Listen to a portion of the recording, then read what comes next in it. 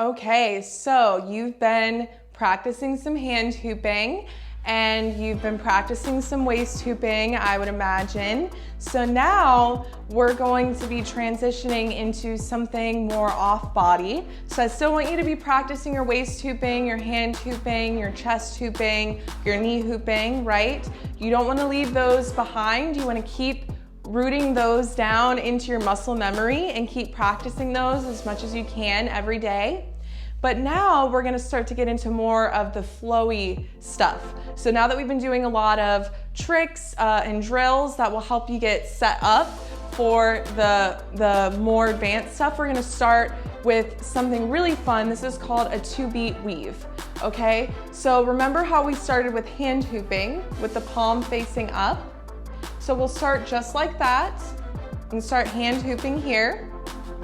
If you do not already have this down, you're gonna wanna stop this tutorial, go back and keep practicing, okay? So once you have hand hooping down, and I trust that you've been practicing turning your body so that the hoop is now to the side of you instead of right in front of you, okay? So if you haven't already done this yet, stop this tutorial, go back, practice that first, and then come back. Okay, so from here, all you'll do is grab the hoop and you're gonna thread it across the body, okay? And then as the hoop lowers down, you'll let it lift back up towards the sky. Now the palm is facing up, the knuckles are out. This feels a little awkward on the arm and the shoulder. And then let the hoop come back down and forward, cross over, lift up, cross over and down. Lift up, cross over and down, lift up, cross over and down. Okay, and I'll do it from the front so you can see it a little different. Lift up, cross over, down, up, over, down, up, over, down, up, over, down. So the grip is staying the same the entire time. You are not letting go of the hoop. The grip is on the hoop, a loose grip, okay? And you're just crossing it over the body. And when it crosses over, you'll just bend at the elbow and let the arm float up. So the elbow needs to bend, right? So you want the arm to be straight in the beginning as it crosses over. And then you want to bend the elbow as the hoop starts to lift up, cross back over, down. And you may not be able to let the arm be straight when the hoop is coming back down to the original side because as you can see here, my hoop doesn't allow for that. So you may need to keep the elbow bent. If you are working with a smaller hoop, then you'll be able to do that, okay? So if you invested in a smaller polypro hoop to learn some of these off-body tricks, then you may be able to do full extension, no worries, okay? So, something to keep in mind, if you are still working with a larger hoop, you may need to really bend the elbow, okay? So you may need to keep the elbow bent the entire time. It may not ever straighten. And that's okay. So you just work with what you have. Be mindful of how different sizes of hoops will need different modifications for each trick.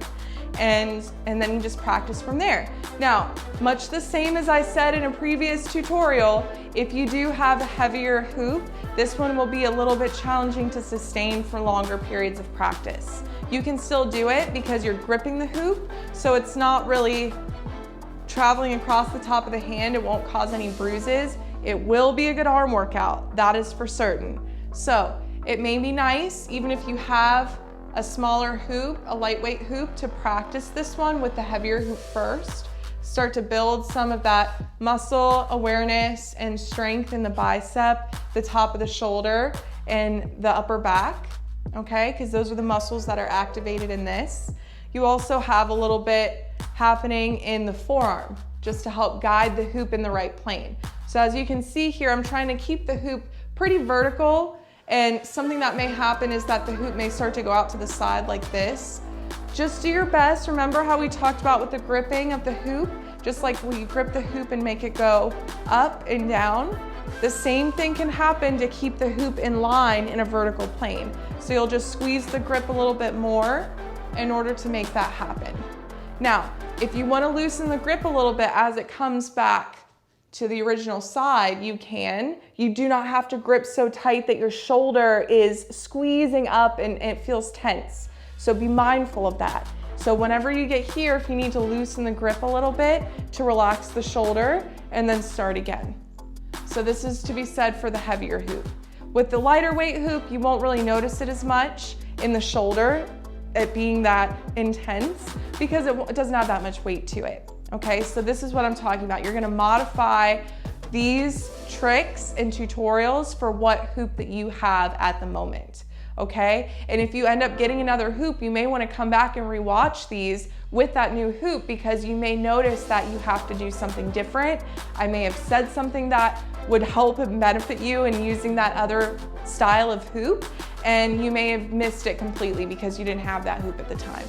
So it's important, once you have a new hoop, to come back, rewatch these, and get comfortable doing all the tricks with that hoop as well, because each hoop is going to present a somewhat different challenge. All right? So this is called a 2-beat weave. As you can see, 1, 2, 1, 2, 1, 2. So that's why it's called a 2-beat weave. There are tricks called 3-beat weaves. There are a lot of fun things that you can do with 2 hoops and weaves, but we're not going to get into that right now. We're just talking about 2-beat weave. This is a great foundational trick for learning different weaves with hoops. Now, if you've done poi before, or if you've seen someone do poi, it's a very similar variation of that. A 2-beat weave is almost like an extension of what people do with poi. If you don't know what poi is, just to give you a quick explanation, it's like, think of long ropes. There's something at the end of the rope, like a little sock or a ball or something like that. It depends on if they're practice or if they're performance based. Some of them will light on fire, right? So you've probably seen Polynesian fire dancing with these. A lot of people know it from that. But that would be, 2-beat weave, 2-beat weave, 2-beat weave. There are 2-beat weaves and 3-beat weaves and all sorts of weaves in poi. So if you have that background in poi as a flow art, then you may have a little bit of an advantage learning this trick.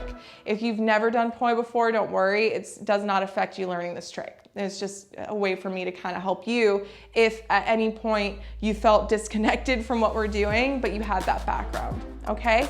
So, as I always say, what we do on one side, we're gonna do on the other. So grab the hoop now in the opposite hand, whatever your non-dominant side is. Palm is facing up, grab the hoop, give it a little push, cross over the body, and then back to the original side. So down, up, over, down, up, over, down, up, over. Keep the hoop in that vertical plane. Remember, you can loosen the grip when it comes close to the original side. So see how I did that? I kind of let my fingers open a little bit. I still have contact with the hoop. I didn't let it go. I'm not letting it roll over the top of the hand, yet at the same time, I'm giving my arm and wrist a little bit of a break so that it's not squeezing so much when it comes back. And then you see how that happens if you're just squeezing so tight. Now the shoulder is locked, the elbow is locked, and the hoop doesn't feel like it has anywhere to go. So you just want to be mindful that when you come back to the original side, you loosen the grip, okay? So practice on both sides for a few minutes. If you've got different sizes of hoops to work with, try with all the different sizes, see what you like the best, but then also challenge yourself, break out of your comfort zone, and practice with the hoops that you don't really like doing this trick with too. Because like I said, the more that you practice from the beginning to build these foundational moves, these foundational drills, and build the muscle memory in your arms, the easier it's gonna be moving forward. So each trick is gonna get progressively harder. So please do not try to advance onto the next one until you learn what we're talking about in the specific tutorial, right? So once you have this one down, you can move on to the next one.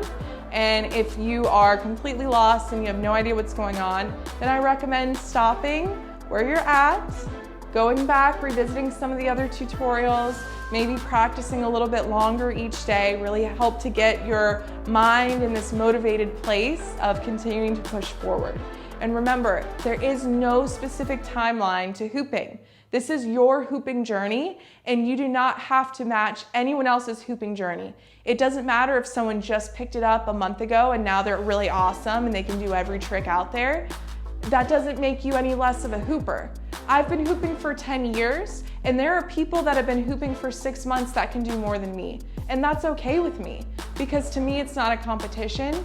It's about what you're getting out of the hoop, right? So what benefits are you receiving from doing this practice? And whenever you can sit down and look at those benefits, look at the future benefits, so all of the wonderful health benefits, physically, mentally, emotionally, that you'll receive from doing this practice, you will start to remember why it doesn't matter what anyone else is doing. It doesn't matter what their hooping journey looks like. And if anything, if you are watching others, let it be inspiration for you. Don't let it be competition.